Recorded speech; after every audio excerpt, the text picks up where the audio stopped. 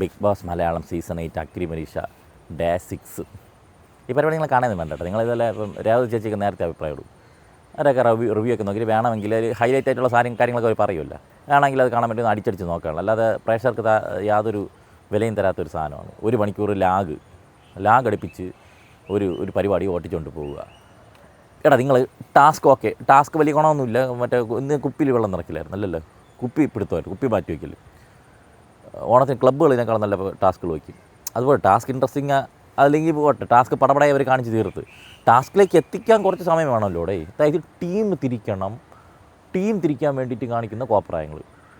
Team തിരിക്കണത് എന്തിനാണ് relevance ഇരിക്കുന്നത്? അല്ലെങ്കിൽ അത് എന്തെങ്കിലും ഇൻട്രസ്റ്റിംഗ് ആയിട്ട് വല്ലതും പറഞ്ഞിട്ട് ഇതിൽ ടീം തിരിക്കണമെങ്കിൽ ഡൈസ് ഇടണം, അല്ലെങ്കിൽ മാസ്ക് ഉണ്ട്, രഞ്ജിനിയുടെ മാസ്ക് ഉണ്ട്, അഖിൽമാരാറിൻ്റെ മാസ്ക് ഉണ്ട്. അങ്ങനെ ജസ്റ്റ് 4 ടീം അത് മതി നമുക്ക്. അതിനൊരു റെലവൻസും ഇല്ല. അല്ലെങ്കിൽ അതിൽ കൗതുകമായിട്ട് പുതുമയായിട്ട് എന്തെങ്കിലും ചെയ്യണം, അതുമില്ല. അപ്പം അത്രയും ഭാഗം ലാഗാണ്. തുടക്കം കുറേ നേരം ലാഗാണ്. ഒരു 20-25 മിനിറ്റ് എടുത്താലേ ഫസ്റ്റ് ടാസ്ക് എങ്കിലും ഒന്ന് തുടങ്ങിയെന്ന് പറയാൻ പറ്റുള്ളൂ. തുടങ്ങാൻ പറ്റി തുടങ്ങണേ നമ്മൾ ചോദിച്ചു. ഇപ്പോൾ ഇന്നലത്തെ എപ്പിസോഡ് അത് മാത്രം ഈ രനീഷ് ആദ്യം കുഴപ്പമില്ല, പിന്നെ ക്രിഞ്ചാണ് കേട്ടോ. അതായത് ഈ നഴ്സറി പിള്ളേർക്ക് ഓൺലൈൻ ടീച്ചർമാർ ക്ലാസ് എടുക്കും പോലെയാണ് ഇവരെ പറയണത്. നമുക്ക് ഗെയിം തുടങ്ങണമെങ്കിൽ എന്ത് ചെയ്യണം? ഇപ്പം പിള്ളേർ ടാസ്ക് തുടങ്ങാൻ വേണ്ടി എന്ത് വേണം? ടീം വേണം. ടീം തിരിക്കാൻ വേണ്ടി എന്തോ ചെയ്യണം. ഇങ്ങനെയൊക്കെ കുറേ നേരം ഇട്ട് വെറുപ്പിച്ചുകൊണ്ട് പോവേണേ. അപ്പോൾ ഈ മാസ്ക് എന്തിനാണ്? ഓരോരുത്തരുടെ പേരിലുള്ള ഓരോ മാസ്ക് കൊടുത്തിട്ടുണ്ട്. അഖിൽമാരാറിനൊരു മാസ്ക്, രഞ്ജിനിക്കൊരു മാസ്ക്, റിയാസിനൊരു. ആദ്യമൊക്കെ വന്ന് ഇവരുടെ അടുത്തൊക്കെ എന്തെങ്കിലും ചോദിക്കും കേട്ടോ, കൊണകൊണോണെന്ന്. അവരെന്തെങ്കിലുമൊക്കെ വായി തോന്നുന്ന ടെംപ്ലേറ്റ് റിപ്പീറ്റായിട്ട് ഡെയിലി പറയുന്നു. അതതിൻ്റെ വഴിക്ക് നടക്കുന്നുണ്ട് ജഡ്ജിമാരൊക്കെ. അപ്പം ഇതിൽ റിയാസ് ശോകം കേട്ടോ. റിയാസ് ജഡ്ജിയായിട്ടൊന്നും പറ്റിയൊന്നുമില്ല. ചുമ്മാ എന്തായാലും പൈസ കൊടുത്ത് ഇരുത്തിക്കല്ലേ വന്നല്ലേ എന്ന് പറഞ്ഞിട്ട് അങ്ങനെ ഇരിക്കണമെന്നാണ് തോന്നിയത്. വെറുതെ ഒരു ഇമ്പാക്റ്റ് ഉണ്ടാക്കാത്ത ഒരു ജഡ്ജി. രഞ്ജിനി ഹരിദാസ് ഇപ്പം 2 ദിവസം അഗ്രസീവ് ആയതുകൊണ്ട് എനിക്ക് ഇൻസൈഡിൽ നിന്ന് അവിടെ നിന്ന് ഇത് കിട്ടിക്കാണും. അതോടെ രഞ്ജിനി ഹരിദാസും താന്നുപോയി. പിന്നെ മാരാറ് പിന്നെ തുടക്കം പോലെ ഇതങ്ങ് കീപ്പ് ചെയ്തങ്ങ് പോകുന്നുണ്ട്. അപ്പോൾ 4 ടീമുണ്ട്. രഞ്ജിനി ഹരിദാസിൻ്റെ ടീം, അഖിൽമാരാറിൻ്റെ ടീം, റിയാസിൻ്റെ ടീം, റനീഷിൻ്റെ ടീം. അപ്പോൾ ഇതിൽ നിങ്ങൾക്ക് ഇഷ്ടമുള്ള ടീമിൽ പോയി എടുക്കാൻ പറ്റും. അപ്പം കൂട്ടത്തിൽ കലിപ്പ് രഞ്ജിനിയാണ്. അപ്പം പ്രധാനമായിട്ടുള്ള രഞ്ജിനിയുടെ ടീമിൽ പോയിരിക്കും. രഞ്ജിനിയുടെ ടീമെന്ന് വിചാരിക്കുമ്പോൾ രഞ്ജിനിക്ക് ഒരു സോഫ്റ്റ് കോർണർ കാണുമല്ലോ. റനീഷിൻ്റെ ടീമിലൊന്നും ആരും പോയില്ല. കാരണം റനീഷ് ജഡ്ജി അല്ലല്ലോ. ഇപ്പം 3 ജഡ്ജിമാരിരിക്കുമ്പോൾ റനീഷയാണ് ഇഷ്ടമെന്ന് റനീഷിൻ്റെ ടീമിൽ പോയിരുന്നു കഴിഞ്ഞാൽ അവർക്ക് ഈഗോ അടിക്കൂലേ. ഇതൊക്കെ എല്ലാം അറിഞ്ഞ് ബാദ്രന്മാരുടെ കേട്ടോ മത്സരിക്കാൻ വന്നിങ്ങനെ. സോ റനീഷയ്ക്ക് ആളില്ല. പിന്നെ മിച്ചം വന്നവരെല്ലാം കൂടി റനീഷയ്ക്ക് പോയിട്ട് 2 പേർക്ക് പെൻഡൻറ്റ് കിട്ടിയിട്ടുണ്ടായിരുന്നില്ല. അപ്പോൾ രജനയും മറ്റവനോ എന്തൊരു എൻ്റെ പേര് മറന്നു. അപ്പോൾ ഇവർ 2 പേരടുത്തും ചോദിച്ച്, വലിയ കാര്യമൊന്നുമില്ല ഇത് കേട്ടോ, ഇവരടുത്ത് ചോദിച്ച് നിങ്ങൾക്ക് വേണമെങ്കിൽ ഒരാളെ സ്വാപ്പ് ചെയ്തിട്ട് ആ ടീമിൽ പോയിരിക്കാമെന്ന് പറഞ്ഞു. അപ്പം മറ്റേ രചന സ്വാപ്പ് ചെയ്ത് രഞ്ജിനി ഹരിദാസിൻ്റെ ടീമിൽ പോയിരുന്നു. ഇപ്പുറത്ത് മറ്റവൻ പറഞ്ഞു ഇവളുടെ കൂടെ തന്നെ നിൽക്കാമെന്ന് പറഞ്ഞു. റനീഷയുടെ ടീമിൽ തന്നെ നിൽക്കാമെന്ന് പറഞ്ഞു. അവിടെ എങ്ങനെയെങ്കിലുമൊക്കെ ടാസ്ക് തുടങ്ങുമെന്ന് വിചാരിക്കുമ്പോഴേക്കും പ്രസംഗ മത്സരം. പിന്നെ ഇതിൻ്റെ ഇടയ്ക്ക് എല്ലാവർക്കും മാസ്ക് വെച്ച് കൊടുക്കും. എല്ലാവരും മാസ്കും വെച്ചുകൊണ്ടിരിക്കണം. എന്നിട്ട് ഡയലോഗ്, മാസ്ക് നിങ്ങൾ പലരും മാസ്ക് അണിഞ്ഞിട്ടുണ്ട്, നിങ്ങളുടെ മാസ്ക് അഴിച്ചു വിടട്ടി, അതിന് വേണ്ടിയിട്ടാണ് ഈ മാസ്ക് എന്ന്. ഭയങ്കര അർത്ഥങ്ങളാണ്. അപ്പം ഇവർക്ക് ഒരു സബ്ജക്റ്റ് കൊടുക്കുക, അത് വെച്ചിട്ട് ഇവർ പ്രസംഗിക്കണം. സ്കൂളിൽ തന്നെ നമ്മളെ യൂത്ത് ഫെസ്റ്റിവലൊക്കെ വരുന്ന സമയത്ത് ഈ പ്രസംഗ മത്സരം വരുമ്പോൾ ബോറാണ് കണ്ടുകൊണ്ടിരിക്കുക. പിള്ളേർ കുറേ കാണാൻ പഠിച്ചോ, മാന്യ സദസ്സിന് നമസ്കാരം, ഞാനിവിടെ പറയാൻ പോകുന്നത് എന്ന് പറഞ്ഞിട്ട് പിള്ളേർ തുടങ്ങില്ല. അതുപോലത്തെ ഒരു പരിപാടി. ഓരോരുത്തർക്കും ഓരോ സബ്ജക്റ്റ് കൊടുത്തിട്ടുണ്ട്, അതിനെക്കുറിച്ച് പറയണം. ആദ്യം ലൊലിറ്റയ്ക്കാണ് കിട്ടിയത്. ലൊലിറ്റയ്ക്ക് മുത്തശ്ശൻ. അപ്പോൾ സ്ഥിരം ഒരു പേരക്കുട്ടി എന്താണ് പറയുന്നത്, എനിക്ക് വീട്ടിൽ ബോറടിക്കാതിരിക്കുന്ന എൻ്റെ ഏറ്റവും വലിയ ഫ്രണ്ട് അമ്മയല്ല മുത്തശ്ശനാണ്, മുത്തശ്ശിയാണ് എന്നൊക്കെ പറഞ്ഞുകൊണ്ടൊക്കെ ഉള്ള ടെംപ്ലേറ്റ്. പിന്നെ അമ്മുമ്മയും ഞാനുമായിട്ടാണ് സീസൺ 1 കണ്ടുകൊണ്ടിരുന്നത്. അന്ന് ലോലിറ്റയ്ക്ക് 9 വയസ്സായിരുന്നു. അമ്മുമ്മയ്ക്ക് ഏറ്റവും ഇഷ്ടം രഞ്ജിനി ഹരിദാസിനായിരുന്നു. വാവ്. പിന്നെ അരിസ്റ്റോ സുരേഷിന് ഇഷ്ടമുണ്ട്. ഓഹോ. പക്ഷേ എനിക്ക് ഏറ്റവും ഇഷ്ടം പേളിമാണി. പേളിമാണിയും രഞ്ജിനി വെച്ചാൽ അപ്പോഴേ നല്ല സ്വരത്തിലില്ല, ഭയങ്കര അടിയാണ്. If you are Pearle Maaney I am freaking Ranjini എന്നൊക്കെ പറഞ്ഞിട്ടൊക്കെ ഇതൊക്കെ ഉണ്ടായിരുന്നു ആ സമയത്ത്. ഞാൻ പിന്നെ എനിക്ക് ഓർമ്മയില്ല, കുറേ കാലമായില്ലേ ഇടത്. എന്തായാലും അത്ര നല്ല ടൈംസിലെല്ലാതാണെങ്കിൽ അപ്പം ഇവള് പറഞ്ഞ് ഇവളെയാണ് ഇഷ്ടം, പേളിയാണ് ഇഷ്ടം, ഇനി എന്ത് വരാൻ പോകണമെന്ന് ദൈവത്തിനറിയാം. അപ്പോൾ പ്രസവ മത്സരം നടക്കുമ്പോഴേക്കും ഇവരുടെ അടുത്ത് മാസ്ക് ഇടാൻ പറഞ്ഞ് കുറച്ച് മാറ്റാൻ പറഞ്ഞു. മാസ്ക് അഴിച്ചു വെച്ച് എന്നിട്ടൊരു വാണ മ്യൂസിയം കൂടി ഇതിൻ്റെ ഇടയ്ക്കാക്കി കേട്ടോ. ഈ മാസ്ക് മാറ്റാൻ പറയുന്നതിന് എന്തോ ഒരു മാസ് കാര്യം ചെയ്തു എന്നല്ലേ പറഞ്ഞ പോലെ.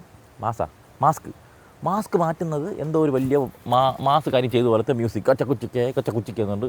അതിനൊക്കെ മ്യൂസിക് ഇട്ട് വയ്ക്കുകയാണ്. എല്ലാത്തിനും മ്യൂസിക് മാറ്റി ഇട്ട് കഴിഞ്ഞാൽ പരിപാടി ആൾക്കാർ ഉറങ്ങാതിരുന്ന് കാണുമല്ലോ. ഭയങ്കരം തന്നെ. അങ്ങനെ അടുത്ത് ശ്യാമിന് കിട്ടിയത് കളിയാക്കൽ, ബുള്ളിങ്. ഇപ്പോൾ ശ്യാം ഒരു ഫെമിനിൻ നേച്ചറുള്ള ഒരു പയ്യനാണെന്ന് അത് എനിക്ക് ഇന്നാണ് മനസ്സിലായത്. ഞാനിതുവരെ അവനങ്ങനെ ശ്രദ്ധിച്ചിട്ടില്ല. ഇവൻ പറഞ്ഞ് ഞാൻ അങ്ങനെയാണ്, സ്ത്രൈണതയാണെന്ന് പറഞ്ഞത്. പക്ഷേ അവൻ അങ്ങനെയൊന്നുമില്ല. നോർമലി ആൾക്കാർ ഇപ്പം ചില ജില്ലക്കാരുടെ സംസാരത്തിൽ ഒരല്പം ഫെമിനിൻ ഇത് വരുന്നുണ്ട്. അത് വല്ലതുപോലത്തേക്ക് എനിക്ക് തോന്നിയുള്ളൂ, അല്ലാതെ അവൻ മറ്റേ തോന്നി. പക്ഷേ Riyas, yes, I am thrilled. ഞാൻ അതുകൊണ്ട് ഒരുപാട് ബുള്ളിങ് ചെയ്തു. പക്ഷേ അങ്ങനെയുള്ളവർക്ക് സംസാരിക്കണം, അങ്ങനെയുള്ളവർക്കും ഇത് ഫ്രഷ് കാര്യമാണ്, ഫ്രഷ് സബ്ജക്റ്റ്. എടാ എനിക്ക് ഉറപ്പിച്ചു ഈ 4 ദിവസം പരിപാടിയുണ്ട്. കണ്ട പ്രേക്ഷകരുണ്ടാവും, അഭിപ്രായം പറഞ്ഞു. ഒരാൾ പോലും ഇവൻ മറിച്ചതാണ് നമ്മളത് ചിന്തിച്ചിട്ട് പോലുമില്ല. ഇവിടെ ആരും ഇതൊന്നും ചിന്തിക്കുന്നില്ല. ഇപ്പം നീ പറഞ്ഞപ്പോഴാണ് നിനക്ക് അങ്ങനെ ഒരു സാധനം ഉള്ളതെന്നുള്ളതിനെ നമ്മൾ അഡ്രസ്സ് ചെയ്തത്. അപ്പോൾ പിന്നെ വെറുതെ ഇതങ്ങ് രജിസ്റ്റർ ചെയ്യുക. അത് കഴിഞ്ഞിട്ട് ഇവൻ ഇത് ഉടനെ ഷാമോനങ്ങളവി പെട്ടെന്ന് ഓടെ കാപാലമാലകൾ കഴുത്തിൽ സൂരള്ള കൺകാള എന്ന് പറഞ്ഞ് എഴിച്ചു പോയിട്ട് ഓടിപ്പോയിട്ട് അവനെ കെട്ടിപ്പിടിച്ച്, നിനക്ക് ഞാനുണ്ടാ, ഞാൻ ആംബുലൻസ് ഡ്രൈവർ, ഞാൻ രക്ഷകനാണ് കേട്ടോ, ഞാൻ പാവപ്പെട്ട എല്ലാവരെയും ജീവൻ രക്ഷിക്കുന്ന വ്യക്തിയാണ്, എല്ലാവർക്കും രക്ഷകനായിട്ട് ഞാൻ ഇവിടെ ഉണ്ടാവും. ഷാമോൻ പോയി കെട്ടിപ്പിടിക്കുന്നു, നല്ല ക്രിഞ്ചായിരുന്നു. അത് കഴിഞ്ഞിട്ട് ഷിബിനെ വിളിച്ചപ്പോഴേക്കും അടുത്ത് വീണ്ടും റിയാസിൻ്റെ ദിവസം തന്നെ. റിയാസിൻ്റെ പെറ്റാണ് ഷിബിന. കാരണം ബ്രൗൺ ബ്യൂട്ടിഫുൾ ലേഡി എന്നാണ് വിളിച്ചത്. ബ്രൗൺ എന്ന് വിളിച്ചാലേ അവനെ ബ്യൂട്ടിഫുൾ എന്ന് പറയാൻ പറ്റുള്ളൂ.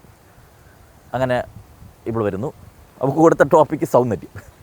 അത് ബാക്കി എല്ലാവർക്കും പിന്നെയും ഇതായിട്ട് കൊടുത്ത എന്തെങ്കിലും ഒരു പൊതു കാര്യത്തെക്കുറിച്ച് അവൾക്ക് സൗന്ദര്യം. കാരണം അപ്പം ഇവളെ മറ്റേത് പറയുമല്ല, ഇവളെ ഇരവാദം ഈ പരിപാടി പറയും. ഇരവാദം എന്നല്ല, ആ ഒരു ബുള്ളിങ് എന്തോന്ന്, ആ ഒരു അസമത്വം ഉണ്ടല്ലോ. ഇവരങ്ങനെ നോക്കിക്കാണുന്നു, ബ്രൗണിഷ് ആയിട്ടുള്ള ആൾക്കാർ മറ്റേ സൗന്ദര്യമില്ലാത്തവരെ കാണുന്നത്. അപ്പോൾ സൗന്ദര്യബോധത്തെക്കുറിച്ച് ഇവളെ വീണ്ടും അടിച്ചേൽപ്പിച്ച് ഈ ക്വസ്റ്റ്യൻ തന്നെ ഇവർ ചോദിക്കുമ്പം ഇവർക്ക് എന്തോ കുഴപ്പമുണ്ടെന്നുള്ള രീതിയിലുള്ള ഇതല്ലേ പിന്നെ വരുള്ളൂ. ഇപ്പോൾ ജനറലായിട്ടുള്ള ഒരാൾക്ക് സൗന്ദര്യത്തെക്കുറിച്ച് പറയാൻ പറഞ്ഞു, ഓക്കെ. ഇപ്പോൾ ഇവർ ഓൾറെഡി ഇവൾ ബ്രൗണിഷ് ആയിട്ട് ഇതാണ്, അതിൻ്റെ പേരിൽ ഒക്കെ ബുള്ളിങ് ഒക്കെ കിട്ടിയിട്ടുണ്ട്. അതിനെ കവർ ചെയ്തിട്ട് അവൾ ഫാഷൻ മോഡൽ രംഗത്തേക്ക് വന്ന് അവൾ കയ്യൊപ്പ് പതിപ്പിച്ച ഒരു വ്യക്തിയാണ്. ഋത്തിക് റോഷൻ്റെ അടുത്ത് നിന്ന് ഫോട്ടോ ഒക്കെ എടുത്തിട്ടുണ്ടെന്നൊക്കെ പറയുന്നത്.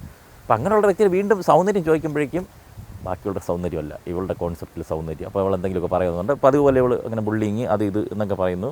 അപ്പോൾ അഖിൽ മാരാർ പറഞ്ഞ ഒരു പോയിൻ്റ് രഞ്ജിനി അറിയാം. വന്നപ്പോൾ തന്നെ ഈ കളർ ഇതൊന്നും നോക്കാതെ തന്നെ അഖിൽ മാരാർ പറഞ്ഞ് ഇവളെ കണ്ട ഒരു നല്ലൊരു മോഡലിനെ പോലെ ഉണ്ടെന്ന് അഖിൽ മാരാർ പറഞ്ഞത്. രഞ്ജിനി അഡ്മയർ, അത്രയേ ഉള്ളൂ കാര്യം. ഇതിലേക്ക് ഇത്രയേ ഉള്ളടേ. ഇതിനെയൊക്കെ വീണ്ടും ഇതിങ്ങനെയാണ് അങ്ങനെയാണ് ഇങ്ങനെയാണെന്ന് വീണ്ടും പറഞ്ഞുകൊണ്ടിരുന്നിട്ട് എന്തെങ്കിലും കാര്യമുണ്ട്? ഇപ്പോൾ കാലമൊക്കെ മാറി, ആൾക്കാരൊക്കെ ഓൾമോസ്റ്റ് മാറി വരുന്നുണ്ട്. ബാക്കിയുള്ളവർ മാറിക്കോളും. നിങ്ങൾ വെറുപ്പിക്കാതിരുന്ന ഇതൊരു ഉപകാരമായിരുന്നു. ഇതെൻ്റെ അഭിപ്രായമാണ്. ഇതിൽ എനിക്ക് ചിലപ്പോൾ പൊങ്കാല കിട്ടും. നമുക്ക് കണ്ട് മടുത്തോണ്ട് പറഞ്ഞാൽ ആദ്യം ഓക്കെ, അവർക്ക് ഒരു അങ്ങനെയൊക്കെ ഉണ്ടെങ്കിൽ അത് ശരിയല്ല. അതുള്ള ഇത് നമുക്കുണ്ട്, അതെപ്പോഴും ഉണ്ട്. അത് പറഞ്ഞിരിക്കേണ്ട കാര്യമുണ്ടോ എന്നുള്ളതാണ്. അല്ലെങ്കിൽ അത് പറയേണ്ട സ്ഥലങ്ങളിൽ അങ്ങനെ എന്തെങ്കിലും പ്രശ്നം നടക്കുമ്പോൾ നമുക്ക് അവിടെ സ്ട്രോങ് ആയിട്ടുള്ള ഒരു ഡിസിഷൻ പറയാം. ഇത് എപ്പോഴും 24/7 എനിക്കതാണ് എന്ന് പറഞ്ഞിട്ട് കഴിഞ്ഞാൽ ഓക്കെ. അപ്പോൾ ജെറ്റി വരുന്നു.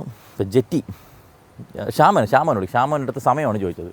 അപ്പോൾ ഇവൻ ആംബുലൻസ് ഡ്രൈവറായതുകൊണ്ട് ഇവൻ സമയത്തിൻ്റെ കാര്യം ആംബുലൻസുമായിട്ട് കണക്ട് ചെയ്തേ അവൻ പറയത്തുള്ളൂ. അതെല്ലാവർക്കും അറിയാം. അങ്ങനെ തന്നെയാണ് ക്വസ്റ്റ്യൻ ഇട്ടത്. അപ്പോൾ ഇവൻ ഒരു കുഞ്ഞിനെ ഇവൻ ഓടിപ്പോയി രക്ഷിച്ചു. ഓട്ടയിൽ പോയി രക്ഷിക്കാൻ പറ്റില്ലായിരുന്നു. അവിടെ ചെന്നപ്പോഴും കുഞ്ഞ് കരഞ്ഞപ്പോൾ അവന് ഭയങ്കര സാറ്റ്. അത് കേൾക്കാൻ നല്ല രസമായിരുന്നു കേട്ടോ. അത് അടിപൊളിയായിരുന്നു. ഷാമോൻ ആ കഥ നമുക്ക് ഫീൽ കിട്ടിയത്, നല്ല എക്സ്പ്ലെയിൻ ചെയ്യാനുള്ള കഴിവുണ്ട്. ഓക്കെ. എന്നിട്ട് അവൻ ഇത് പറഞ്ഞു നിങ്ങളെ കാര്യം മാത്രം പറഞ്ഞതുകൊണ്ട് അഖിൽ മാരാർ. അപ്പോൾ പിന്നെ ഇതിന് മുമ്പേ പറഞ്ഞോളെന്തിരാ, അതല്ലേ പറഞ്ഞത്, അവളെ കാര്യമല്ലേ പറഞ്ഞത്. മുക്തശ്ശിയുടെ കാര്യം പറഞ്ഞപ്പോൾ അവളെ കാര്യമല്ലേ പറഞ്ഞത്. എല്ലാവരും അത് തന്നെ പറഞ്ഞത്. ഇവന് മാത്രം പിന്നെ എന്തുവാണ് ഈ ടാസ്ക് വിട്ട് കൊടുത്തിട്ട് അപ്പോൾ പൊതു കാര്യം പറയണമെങ്കിൽ അങ്ങനെ ചോദിച്ചാൽ പോരെ. എങ്കിൽ എല്ലാവരും ഒരേപോലെ പറയണം. മാരാർ ഉടനെ അതങ്ങനെ പറഞ്ഞു. അപ്പോൾ ജെറ്റി വരെയാണ് നേഴ്സ്, ഭൂമിയിലെ മാലാഖിയാണ്. നമ്മൾ ഒരുപാട് സാക്രിഫൈസ് ജയിച്ചാണ്, മഹത്വമാണ്. ഈ ടു ബി ഫ്രാങ്ക് ഞാൻ പറയാം, ഇത് എല്ലാവർക്കും ഇഷ്ടപ്പെടുന്ന കാര്യമൊന്നുമില്ല. എൻ്റെ ഭാര്യ നേഴ്സാണ്. അവർ ഒരു സെൽഫ് ഡിഗ്നിറ്റി ഉണ്ട്. അവർ ചെയ്യുന്ന ജോലിയോട് ഞങ്ങളത് ചെയ്യുന്നു, ഭയങ്കര സാക്രിഫൈസ് ആണെന്നുള്ളൊരു ചിന്ത ഉണ്ട്. പക്ഷേ അവർക്ക് അതിൻ്റെ പരിഗണന ഇവിടെ നിന്ന് കിട്ടുന്നുണ്ടോ, സമൂഹത്തിൽ നിന്ന് കിട്ടുന്നുണ്ടോ? മാലാഖിയെന്ന് തള്ളിക്കൊണ്ട് നടക്കുന്നു. ഇത്രയും ഗതികെട്ട ഒരു ജോലി ഒരു സമയത്തിന് നമുക്കൊരു കാര്യം ഫിക്സ് ചെയ്ത് ഇതിപ്പോൾ കാരണം 1:30 വരെ അവർക്ക് ഷിഫ്റ്റ് ആണെങ്കിൽ ഇവർക്ക് എന്തെങ്കിലും ഇത് വന്നു കഴിഞ്ഞാൽ ഇവർക്ക് സമയമില്ല. ഇവർക്ക് കൃത്യസമയത്ത് ആഹാരം കഴിക്കാൻ പറ്റത്തില്ല. ഇവർക്ക് അതിനുള്ള സാലറി ഇല്ല. ഇവർ ഡോക്ടറിനേക്കാളും കൂടുതൽ പണിയെടുക്കുന്ന നേഴ്സാണ്. എന്നിട്ട് അതിൻ്റെ പ്രിവിലേജ് അവിടെ ഇല്ല. അവിടെ തന്നെ പാർഷ്യാലിറ്റി ഉണ്ട്. ഡോക്ടർമാർ ഇവരെ മറ്റേ സ്ലേവ്സിനെ പോലെ കൊണ്ടു നടക്കുന്ന ഇതുണ്ട്. മറ്റേ ഞാൻ മേസ്തിരി, മറ്റവൻ കയ്യാൾ, ചട്ടിയും മുഴക്കോലം കഴുവാനുള്ള ആളെന്നുള്ളൊരു സാധനമുണ്ട്. പക്ഷേ കൂടുതൽ പണി ഇവർ സ്റ്റാർട്ടിങ് ഇട്ട് കൂടുതൽ പണി നേഴ്സുമാരാണ് അവിടെ ചെയ്യുന്നത്. എന്തെങ്കിലും മിസ്റ്റേക്ക് വന്നാലും ഇവരെല്ലാം ആ ഡ്യൂട്ടി നേഴ്സിൻ്റെ തലയിൽ വെച്ച് കൈ കഴുകും. കുറച്ച് ദിവസം കഴിയുമ്പോൾ ഇവർക്ക് മനസ്സ് മരവിക്കും. അങ്ങനത്തെ ഒരു ഇതുണ്ട് ഈ ഒരു പ്രൊഫഷൻ. അത്രയും ഒരു ഇതാണ് അവർ ചെയ്യുന്നത്. അതിനനുസരിച്ചുള്ള പരിഗണനയും അവർക്ക് കിട്ടുന്നില്ല. പക്ഷേ മാലാഖയാണെന്ന് പറഞ്ഞ് നിങ്ങൾക്ക് തള്ളി നിങ്ങൾക്ക് കയറ്റി വയ്ക്കാൻ ഒരു കുഴപ്പമില്ല. ഇവർ കിടന്ന് സഫർ ചെയ്യണം. അവർക്ക് ശമ്പളം കൂട്ടാൻ തന്നെ അവർ കിടന്ന് തെരുവിൽ ഇത്രയും കാലം അലയേണ്ടി വന്നത് നമ്മൾ കാണുന്നുണ്ട്. ഇപ്പോഴും അതിൻ്റെ ഇത് നടക്കുന്നുണ്ട്. ഇത് പറയുമ്പോഴാണ് കോമഡി ആയിട്ട് എനിക്ക് ഫീൽ ചെയ്യണേ. പിന്നെ ഈ ജെറ്റി പറഞ്ഞ് ഞാൻ കരയാണ്. ഓക്കെ, അവളെ കരച്ചിൽ കണ്ടപ്പോഴേ എനിക്ക് തോന്നി ഇന്നടുത്ത് വെളിക്കളയുമെന്ന്. അടുത്ത് രാകേഷിനോട് ചോദിച്ചു കുടുംബം. അപ്പം ഞങ്ങൾ ഫുൾ പൊളി വൈബാണ്. നമ്മുടെ കുടുംബത്തിൽ എല്ലാവരും ഭയങ്കര കോമഡിയാണ്. വന്നു കഴിഞ്ഞാൽ സമയം പോകണം അറിഞ്ഞുകൂടാ. അതെങ്കിൽ പുള്ളി കണ്ടപ്പോഴെങ്ങനെ തോന്നി കൂട്ടത്തിലേറ്റ് തരികട ഞാനാണെന്നുകൊണ്ട് പറഞ്ഞു. വലിയ ഇമ്പാക്റ്റ് ഒന്നും ഉണ്ടാക്കിയില്ല. അത് കഴിഞ്ഞ് ടാസ്ക് കൊടുക്കുകയാണേ. അപ്പോൾ ടാസ്കിൽ മാരാറിൻ്റെ ടീമും രഞ്ജിനിയുടെ ടീമും തമ്മിൽ മത്സരിക്കണം. ടാസ്ക് എന്ന് പറഞ്ഞാൽ ബോട്ടിലെടുത്ത് കൊണ്ട് വയ്ക്കണം. എന്നിട്ട് മറ്റവർ അതിനെ എറിഞ്ഞ് തള്ളിയിടണം. ഡിഫെൻഡ് ചെയ്യാനും കുറച്ച് പേരാണ്, എറിഞ്ഞ് തള്ളിയിടണം കുറച്ച് പേരണം. ഇതാണ് ടാസ്ക്. 2 ടീമും കളിക്കണം. അപ്പോൾ ഇതിൽ ഈ പെൻഡൻ്റുള്ള ടീമിന്, അതായത് രഞ്ജിന ടീമിന് 10 സെക്കൻഡ് കൂടുതലിട്ടും നേരത്തെ കൊണ്ടുവയ്ക്കാം എന്നുള്ളൊരു സാധനമുണ്ട്. അവിടെ അഡ്വാൻറ്റേജ് കൊടുത്തെങ്കിൽ ഇതിലൊന്നും കാര്യമില്ല. ഞാൻ പറയാം, ടാസ്കിലൊന്നും ഒരു കാര്യമില്ല. ഇതിലാരും ജയം തോൽവിയൊന്നുമില്ല. ഇന്നത്തെ ഇതിൽ തന്നെ ആര് ജയിച്ചിട്ട് ഒരു കാര്യമില്ല. അതിൽ 2 ടീമിൽ നിന്നും മികച്ച കളിക്കാരെ തിരഞ്ഞെടുത്തിട്ടുണ്ട്, 2 ടീമിൽ നിന്ന് പുറത്താക്കിയിട്ടുമുണ്ട്. അപ്പോൾ ഇത് വെറുതെ സമയം 1 മണിക്കൂർ തള്ളിക്കൊണ്ടുപോകാൻ വേണ്ടി ഒരു ടാസ്ക്. ഇതിങ്ങനെ കളിച്ചാൽ ടാസ്ക് എന്താണ് നടന്നതെന്ന് അറിയണമെങ്കിൽ നമ്മൾ 0.25 ഇതിട്ട് കാണണം.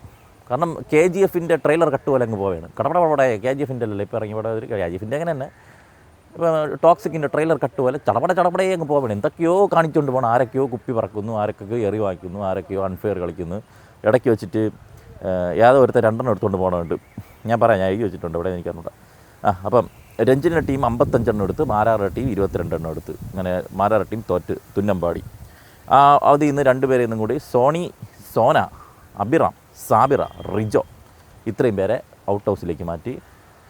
വൈശാഖിനും ഷിജിനും പെൻഡൻറ്റ് കൊടുത്തു. വൈശാഖ് ഇങ്ങനെ മറ്റേ അനന്തശയനം പോലെ ഇങ്ങനെ കിടന്ന് പിടിക്കുന്നുണ്ടായിരുന്നു. ഷിജിനും അതുപോലെ. അപ്പം റിയാസിൻ്റെയും റനീഷിൻ്റെയും ടീമിൻ്റെ മത്സരമാണ് നടക്കുന്നത്. എൽദോ നോക്കുവിൻ സഖാക്കളെ ഞങ്ങൾ വന്ന വീതിയിൽ എന്നൊക്കെ പറഞ്ഞ് മറ്റേ അതികഠിനമായിട്ട് സംസാരിക്കുന്ന ഒരു മനുഷ്യനാണ്. കളി വന്നപ്പോഴേക്ക് നൈസായിട്ട് ഒരെണ്ണം എടുക്കണേ 2 കൂടിയൊക്കെ എടുത്തോണ്ട് പാടുണ്ട്. ഇപ്പം ജഡ്ജിമാരത് നോട്ട് ചെയ്തിട്ട് കൊള്ളാം, നല്ല കളി എന്ന് പറഞ്ഞു. അപ്പം ആ ഇതിൽ റിയാസിൻ്റെ ടീം 44 അടിച്ച്, റനീഷിൻ്റെ ടീം 30 അടിച്ചോളൂ. കാരണം ആർക്കും വേണ്ടാത്ത മിച്ചം വന്നവരെല്ലാം എല്ലാം കൂടി റനീഷിൽ പോയത്. അതങ്ങനെയായി.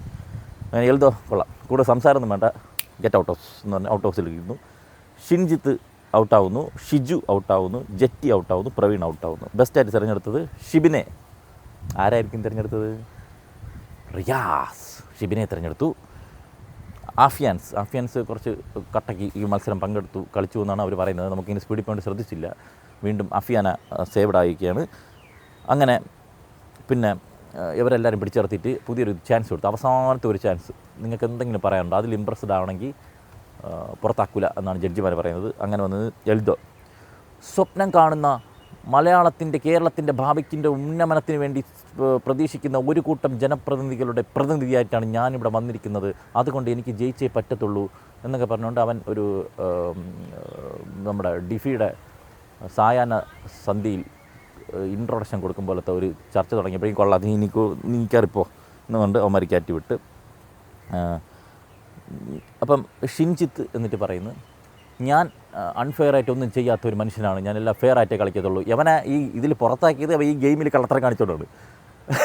എന്നിട്ടാണ് അവൻ അൺഫെയറായിട്ട് കളിക്കില്ല, അത് അവരുത് പറഞ്ഞുകൊണ്ടിരിക്കണേ. അങ്ങനെ ഓരോരുത്തരായിട്ട് സേവ് ചെയ്യാൻ പോകുന്നു. എല്ലാവരും എന്തൊക്കെ പറയുന്നുണ്ട്. ബാക്കിയൊന്നും വലിയ കാര്യമൊന്നുമില്ലായിരുന്നു.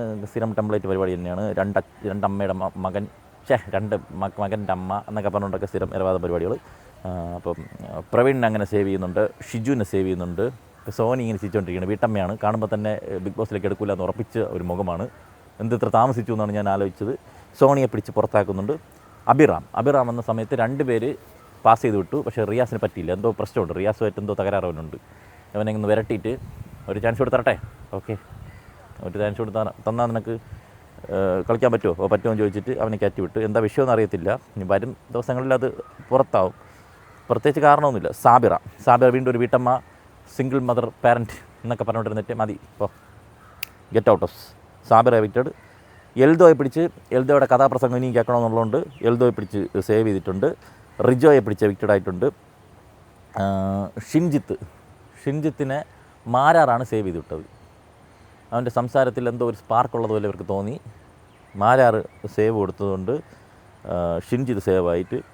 പിന്നെയുള്ളത് സോനയും ജെറ്റിയും.